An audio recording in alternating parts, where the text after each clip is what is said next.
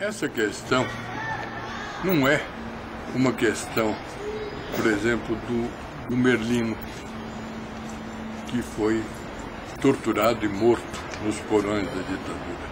Essa é uma questão nacional. O Brasil precisa da verdade para poder avançar. Não é possível que até agora a gente não tenha conhecimento ou se esconda documentos. E não é possível que até agora a gente, passados todos esses anos, a gente não tenha um retrato fiel do que foi a tortura e o crime institucionalizado. A criação da OBAN e do DOI-CODE foi um atentado à legislação até da época da ditadura. Se corria essas instituições paralelas, mas com um apoio oficial. É importante que essa verdade apareça. É importante que crie uma comissão nacional para que a gente chegue à verdade. E que essa comissão abra espaço para a participação de todos. Não é o interesse de um e do outro. Não é interesse de quem foi vítima da ditadura. É um interesse nacional. É importante que no nosso país a verdade apareça com toda a plenitude. A gente só consegue combater os crimes de lesa humanidade quando a gente tem um conhecimento sobre eles. Independentemente dessa questão de punir fulano ou beltrano. A verdade é que esse crime foi institucional e foi reconhecido pelo próprio Estado brasileiro, pela lei da anistia. A lei da anistia reconheceu que o Estado brasileiro, através dos governos da época da ditadura, de todos os níveis, federal, estadual, e todas as instituições se comprometeram com essa, inclusive, muitas vezes até o judiciário, em que houve a institucionalização da chamada da violência perpetrada contra o ser humano. Eu acho que é uma grande oportunidade para se constituir uma comissão de alto nível, de pessoas ilibadas, de pessoas que tenham como ambição apenas chegar à verdade. É um conselho que eu dou ao nosso governo, ao governo brasileiro. Eu acho que seria uma oportunidade da gente passar a nossa história limpa. Não tem o que temer. Eu acho que a verdade é básica para que a gente possa, inclusive, promover uma conciliação do Brasil de hoje com o Brasil do passado.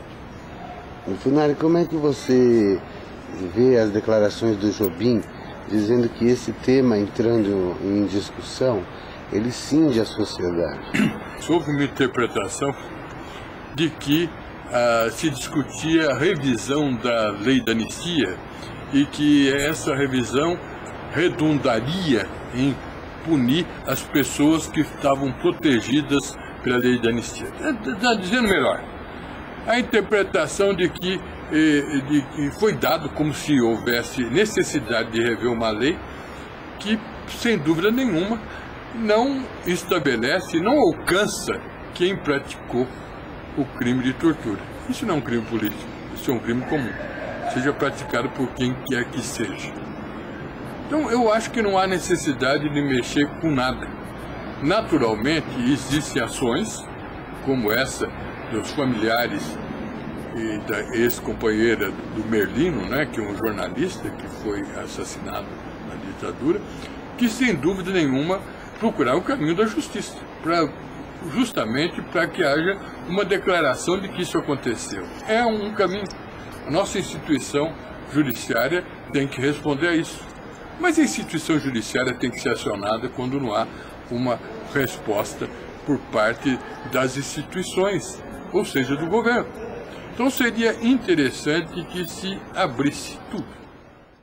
Hoje, já passaram tantos anos, seria muito importante que a gente pudesse ter conhecimento do que aconteceu.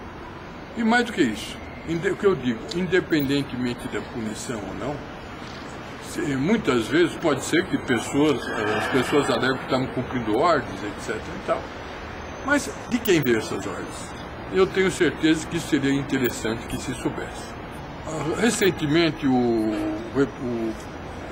pesquisador da ONU, ou o responsável, fez um relatório sobre o Brasil, dizendo que existia tortura institucionalizada.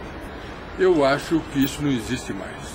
Tortura institucionalizada existiu na época da ditadura e por razões políticas. Foi institucionalizada porque se criou mecanismos paralelos que competiam com as instituições e que faziam o chamado serviço sujo. Sequestro, desaparecimento, assassinato e tortura. Esse assunto é um assunto por demais grave para se colocar debaixo do tapete.